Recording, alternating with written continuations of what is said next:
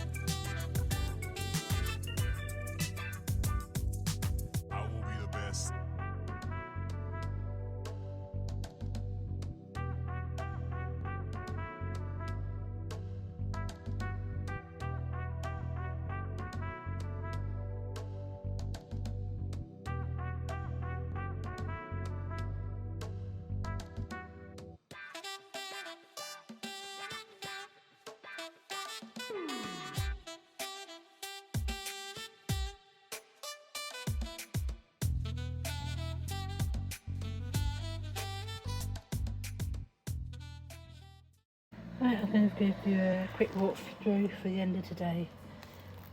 So we have my curtains up instead of the purpley ones, a bit long, but okay, I'll get the warmth in.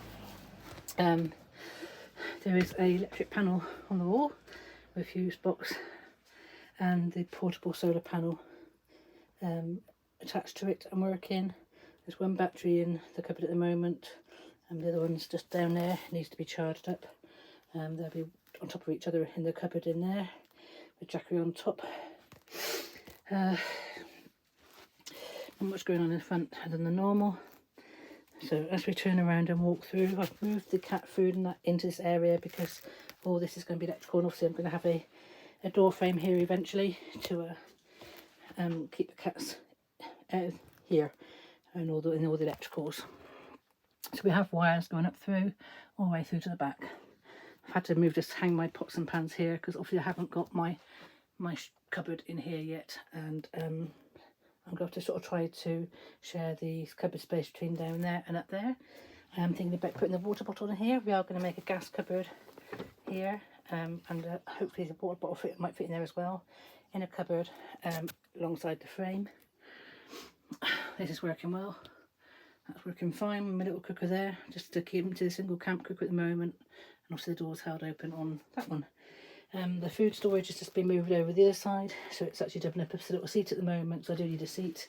The folding table that was in here, I'm thinking of putting there, so I've got an extra lift up, a bit of workspace from the kitchen. Then hopefully later on I'll have some sort of bit of larder cupboards up there still. Cats live in their little play space, and as you can see, they sleep here too. Wires are going up through. And then we walk into here, which is where you can see it's changed a bit at the moment. Still waiting for the single wardrobe to go in there. And then to the left we have the toilet shower room, which I've just put on the shower curtain just for now, because obviously I have no door at the moment. And then there at the moment it's just got space to put my loo buckets in. One's missing at the moment, so I've got 2 loo buckets to swap around, and I can find a way of actually putting my bowls and my washing bowls on the floor at the moment with my toilet rolls.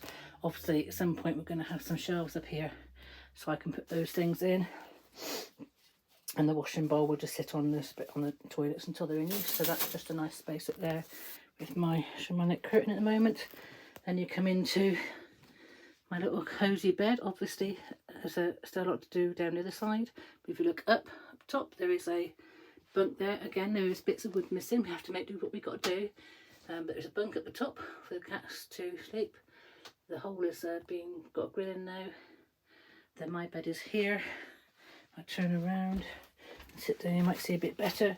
Obviously when these doors are open, you see out into the outside, and there will, when the door and the windows are in, there'll be a window there to the outside. That's a nice sort of jumpy step come box, storage box to help the cats jump from chest of drawers over to land and then up onto the bunk. Obviously all this will be clad later. We'll just obviously, this is you're seeing this quite raw. That's a nice finish, that will stay as it is. But I'm going to clad this wall, and obviously it's all the colours of the different woods again and matching nicely in my nice wildcat bed. Obviously in the daytime all the cushions will go along this wall, so it become a settee rather than a bed, and just pull the cover over it, and then I've got my green wool blanket that will cover over that and make that into a settee. So you can see what I was on about, having the whole length of the van goes all the way through with that door open, so it's quite long. If you can imagine the other wardrobe there on the end there to fill that gap in. Desk is still a bit of a mess, still got to do this wall. This bit of ply is going to go down on this floor, and then I'll probably vinyl over that to finish that through. These metal bars are coming off, and we found some of my cat cage that we're going to fix on the outside of the wall, so it's going to have two wire mesh windows on the outside, so I can still operate the windows on the inside, open and close them, and which will not disturb then the bars outside. So we can open and close to get the air going through, but the cats can't jump through because there's going to be cat cage bars on the outside. Like a little like old travelling circus van, but that's the only way we could figure out how to open and shut these windows without the cat escaping and without it being restricted. So there we go, that's as far as you've got. You see I've got another bar up there, shower curtain bar, that I could obviously put another door curtain in there instead if I wanted to, but obviously I've got a door there to keep things in and shut. But obviously if the cats want to come in and out, I can't really shut that door, so it depends on, you know, what we're for. But this is where we've got to at the moment,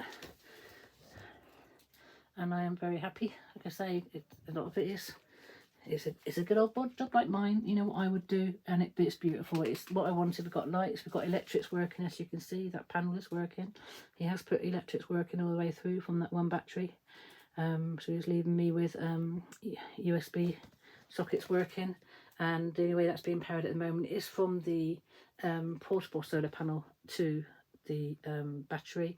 But obviously I do have a split charger on the way that has been purchased for me, and obviously that has to wait until we can get to Ian's to get that all connected up. So there's a split charger going, and also I do have a reversing camera that's that's also a radio or something that's going to be fitted to the front. So I've got a reversing camera for safety. I also have a split charger to all to be connected up, and then we should have a bit of sort of light and power then. So very, very chuffed with that. As they say, it's just a matter now of waiting until we can afford to get more bits to insulate this side, and obviously fix then the cupboards, and I've got to find my wardrobe and everything to go in there. There you go, he's done a fantastic job. And someone's happy purring away up there, aren't you? Eh? You purring, Titi? Yeah, good girl. Up to Daisy.